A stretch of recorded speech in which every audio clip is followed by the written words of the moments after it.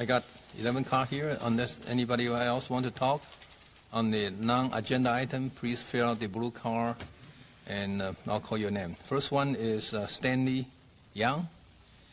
The one after that is Barbara Renfield. After that is James S. Hi, Stanley. Go ahead. Good evening. Good evening, Honorable Mayor Chang and City Council.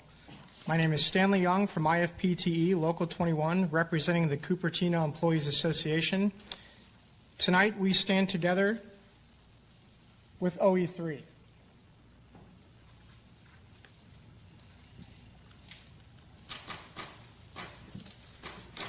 On the day after Labor Day, I am here to ask for health care relief and fair wage increases for the employees of Cupertino. These employees are the people behind the excellent service provided to your constituents, which is why our members are puzzled that the city's contracted negotiator for the city not only tried to impose on our bargaining team prematurely, but also gave a last, best, and final proposal. How can we receive a last, best, and final proposal if the City Council has not had us on the closed session agenda to hear about our bargaining updates? Our bargaining team has made significant counter proposals, and we are moving to the middle. And we are bargaining in good faith. We suspect that the city manager has been meeting one-on-one with individual council members, only giving one side of the story, and this is troubling because our side should be told as well. Another puzzling question is, how can we receive a last, best, and final from the city that is less than what was proposed to OE3 employees? This tactic is being perceived by employees as punitive because OE3 voted no on their recent tentative agreement.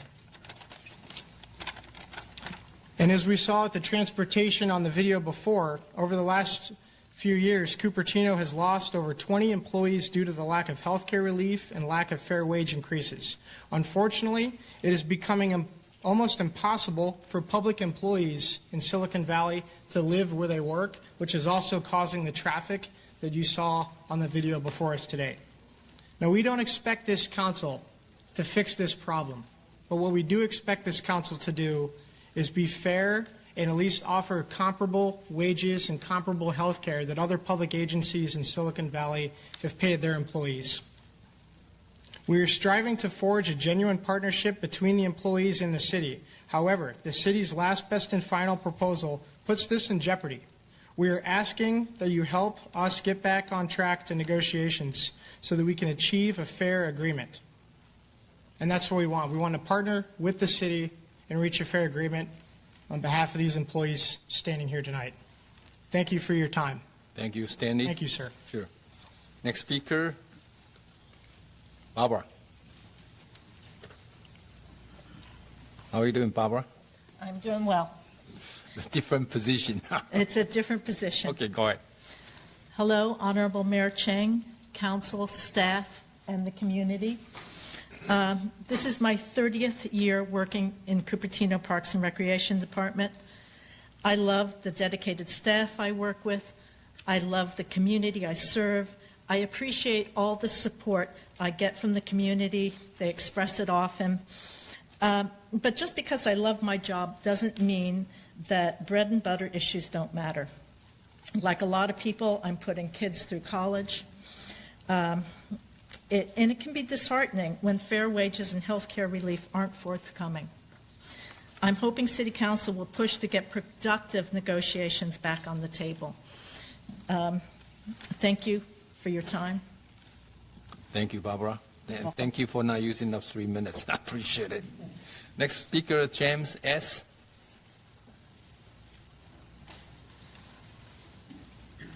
Jim, what's your last name? Steve. Steve, okay, go ahead. Thank you for having me. I want to echo pretty much what the previous two speakers have said. I've been working here for 10 years. Proud to serve the community of Cupertino, and I feel like I can speak for all the members of OE3 when I say that. In 10 years, we've gone from responsive public works agency to a proactive public works agency, bringing customer service to the forefront of what we do for the citizens of Cupertino. I've actually sat on every negotiation that's occurred since I've been here, and I've been there when OE3 has made sacrifices for the sake of the city and the greater good. I, too, am confused by the threat of declaring impasse when we're bargaining in good faith, and I would ask that Council direct to get negotiations going in the right direction again, much like the people who spoke before me. Again, thanks for listening, taking the time to hear what we have to say. I appreciate it. Thank you, James. Thank you again, not using up your full 3 minutes. Next speaker is Jeff, all the way. And then after that is TM McGray. Go Good ahead. evening, Honorable Mayor Chang and City Council and community members. My name is Jeff Ordway. I serve as a recreation coordinator with the City of Cupertino. This past May marked my 18th year working for the city, ever since I was first hired as a summer recreation leader at the age of 16. I would have never dreamed that I would spend over half my life with the City of Cupertino. But after that first summer as a 16-year-old, I was faced with a choice. Would I look for a higher-paying job somewhere else, or would I stay and work for this amazing city? I chose to stay here for one simple reason. I saw the principles that made this such a great place to work. These were principles of trust, teamwork, and servant leadership. Unfortunately, over the past few years, these principles have gone away. They are now placed by principles of mistrust, manipulation, and authoritarianism on behalf of the executive leadership team. Instead of being treated like people that are unique, diverse, and creative that make up this Cupertino team, we are now treated like numbers in the budget. Instead of being honest communication coming, the executive management team deals with half-truths so that they can present their point of view. Instead of being treated like valuable teammates working towards a common good, we are treated like adversaries that need to be conquered. Like it or not, we find ourselves in this place as a community. All that I saw, what that 16-year-old saw that was good in Cupertino, has been burned to the ground. And it's up to you as the City Council to decide how we are going to rebuild Cupertino.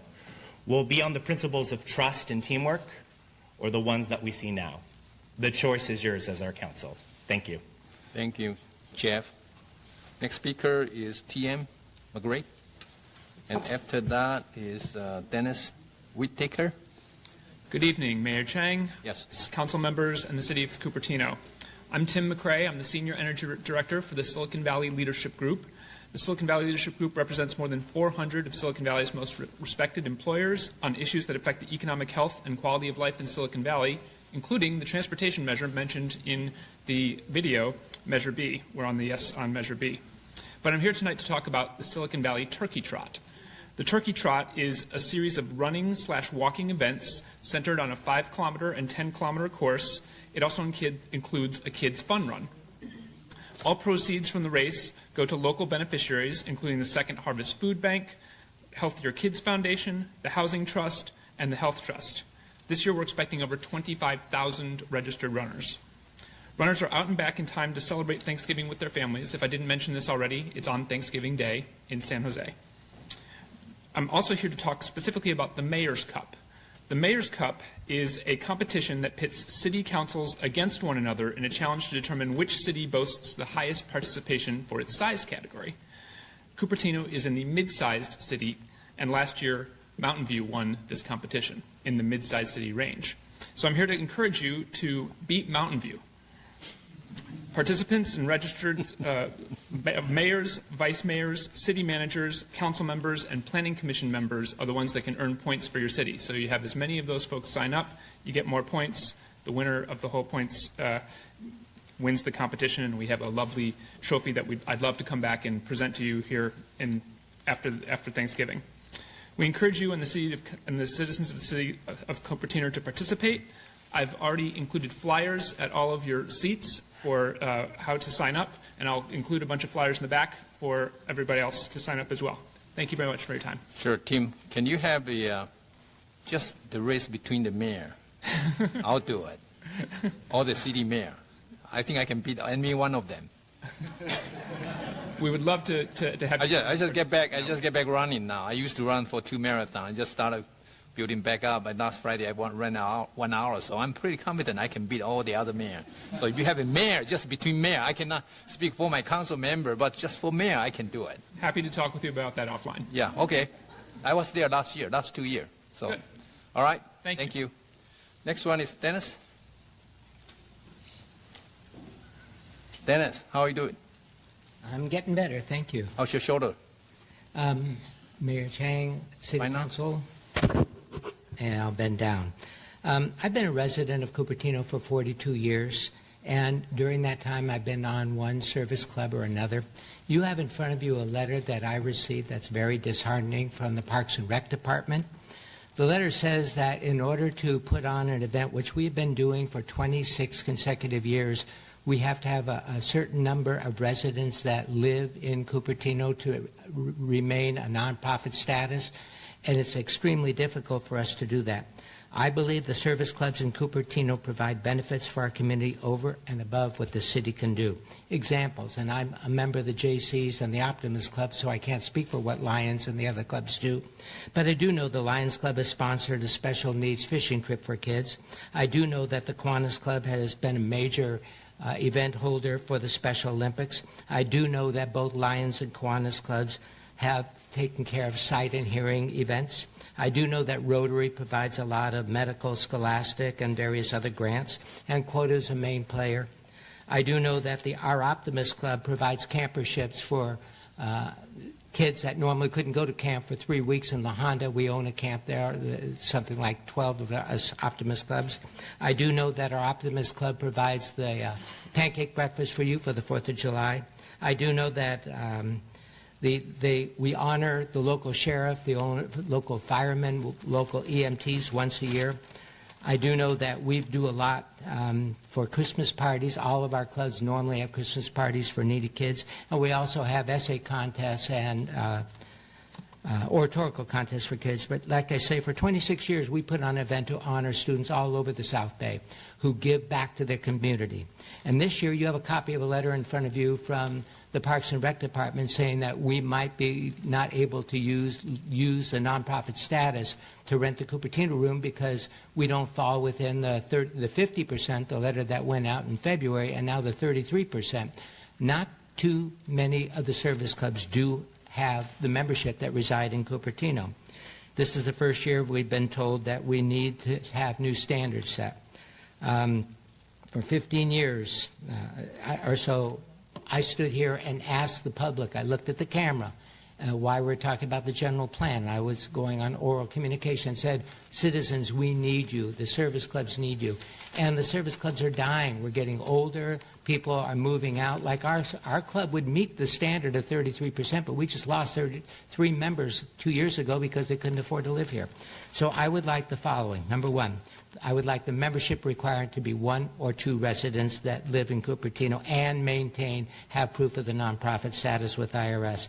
I would like the City Council for 1 month a year to honor the service clubs because they do so much. Lastly, I would like the city leaders publicly to acknowledge and support all service clubs, not just one. We, the clubs, are already declining and need your support, not pressure to help us collapse. The service clubs have been a backbone of our community for so many years, and we could do so much more with your help. Thank you. Thank you, Dennis. Next speaker is Homer. Homer Tang. Hi, Homer. Haven't seen you for a while. How are you just doing? very quickly, Mr. Whitaker, we can't say anything during oral communication because this is only a non-agendized item, but at the council reports at the end, I'll take it up with my council colleagues later on tonight. Mm-hmm. Okay. Well, I'm here to support what Dennis Whitaker is saying because I also know that my church, for example, use the park and use Quinlan Center, and as of 2 years ago, when we applied for these facilities, all it needed was one person. Now, whatever the reason for increasing the percentage, we like to know more about it, but I like Dennis's idea of saying, how about 2 people, or just make it such that we, residents of Cupertino can use the facilities that include people from throughout our county.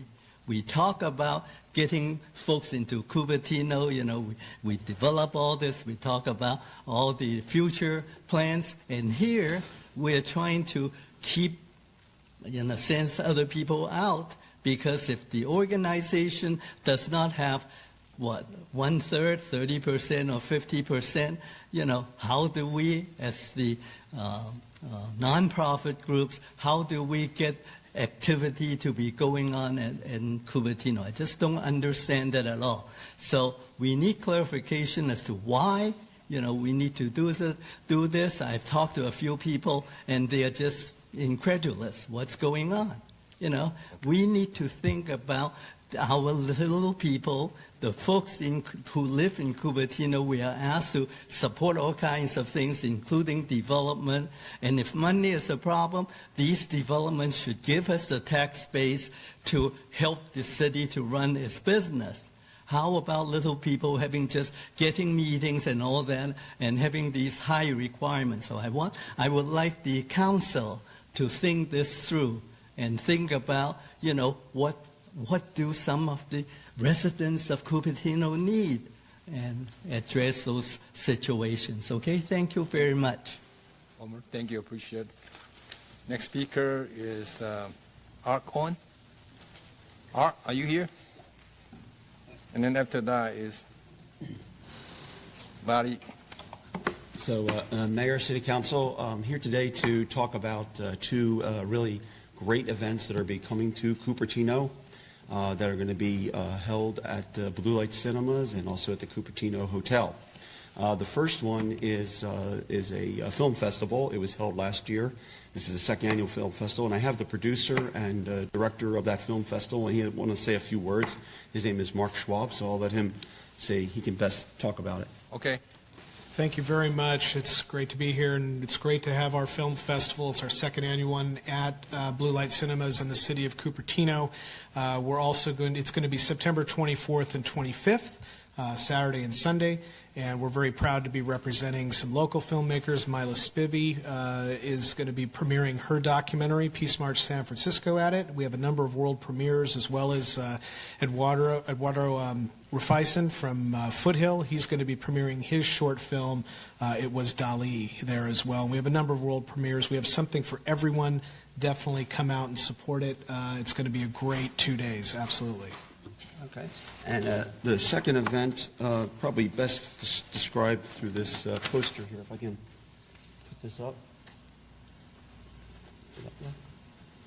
Now, this is a bad print of the poster because my inkjet printer started to die on me. But in any case, we're having the 4th annual Star Trek event here in Cupertino. I'd like to invite everybody on City Council, Mayor, Vice Mayor, everyone to come to this event. This year is a little bit more special than the previous years in the sense that we have 3 actors. Barbara Luna, she was cast in the romantic lead with William Shatner in the Star Trek episode Mirror Mirror, but she has a long history and experience. And at the title here, what is different about this particular event is not just about Trek, it's also about, we have about 100 years worth of acting experience, photography, media entertainment, screenwriting. Mark Cushman is going to be there. He's been a producer. Sean Kenny, he's been here before. And Garrett Wang, who it's actually pronounced Garrett Wang, started in theater while majoring in Asian studies at UCLA. And after roles in various movies, he was cast in the 1995 Ensign Harry Kim in Star Trek's The Voyager.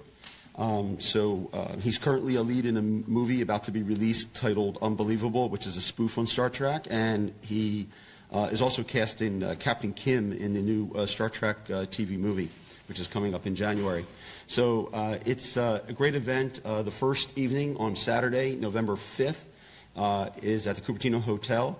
It's made available. It's free, and it's sponsored by 4 organizations: Cupertino Hotel, Blue Light Cinemas, the Cupertino Library Foundation, and Ding Ding TV.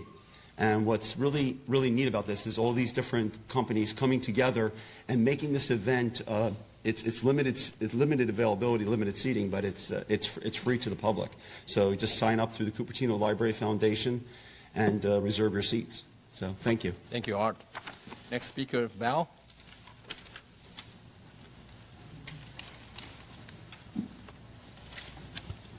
Good evening, Mr. Mayor and council members. Sure. I'm Val Vitols, and I am from CARE. It's a nonprofit, educational, and environmental group. And we are seeking approval from the council for a benefit concert next year at Memorial Park. And this will be with kids, the youth involved, and with animals, and basically the Blackberry Farm and everybody here in the community that's environmentally conscious. So I've been listening here to the meeting. So there's a lot of challenges that the city has. Part of this, if I could bring your attention to the environment and how we've moved away from working with the environment for the sake of progress and not really paying attention to what's going on with our water, our food, and our air. These are vital to our survival. I don't want to get too serious here, but hey, this is like all these things that we're talking about here won't matter if we don't have the clean air, clean water, and clean food. So the concert would be to bring attention to what's going on in that respect. We're not here to promote doomsday, but bring awareness, and so we can all make better choices. And we're going to make it fun and just lighthearted, but at the same time bring some attention to what's going on with our environment. And as I say, a lot of these things could be. The Indians lived here for thousands of years, and they didn't have the kind of problems that we do here, because there's something to be said for progress, but on the other hand, progress, where is it going? What's the end product of it? So we have to pay a little bit of attention to the environment, what we're doing to it. Are we working with it, or are we destroying it? Let me finish with this quote from Black Elk, a Native American Sioux. Grown men can learn from very little children, for the hearts of the little children are pure. Therefore, life may show to them many things which older people miss. That's Chief Black Elk. And thank you. Thank you.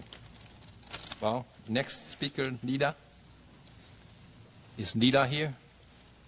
Lida on sale? No. One more time. Lida, L-I-L-A. Okay. Next one is Lisa Warren. Then the last one will be Ben Lee.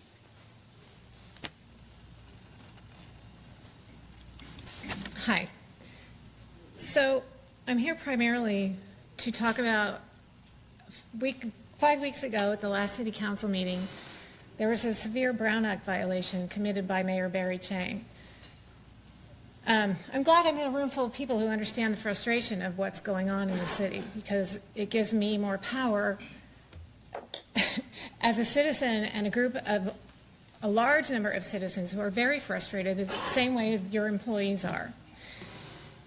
So I sent an email earlier that I drafted shortly after the last meeting but didn't send until today. It includes a video clip of the meeting and shows that what you said, Barry Chang, when it was my turn to speak and you told me that I could not and I had to wait until the next meeting because you had closed oral communications, you had never done such a thing. I think you owe the public an apology. You censored me, and I don't know if it was because you were afraid of something I might say. related directly to you, but now here we are, because now I am relating this directly to you. You made a false statement, it's recorded by the city, and it was wrong and a severe Brown Act violation. That, along with many of the other actions that have been taking place throughout the city management, your employees union has brought this up. And I am saddened by that, but it certainly sets a theme for what's going on in the city these days and in recent years. And I think all of you and any future city council members owe it to the people who vote you in to do something about the problems. They're not just received by residents, but employees, etc. And this wouldn't have been such a strong statement, I guess, if I hadn't heard all these other people before me, because you know the story of the residents and how frustrated they are at what is happening. And this gentleman just stated we have to pay a little attention to the environment. I think what he really meant, and what I believe, is you have to pay a lot of attention to the environment. We have 2 council members, 1 mayor right now, who claim they care about the environment, yet their actions don't make sense for those statements. And it's concerning to many of us. So I had other things to say, but I got sidelined by this, and I'm very glad I did. And I think that you censoring me personally is not a one and only. We all know that you also send directly emails from me, and I'm sure others, to developers, forward them when they are not meant for the developers. And then there's a personal response to those emails to you. There's problems in River Your City. time is up. Thank you.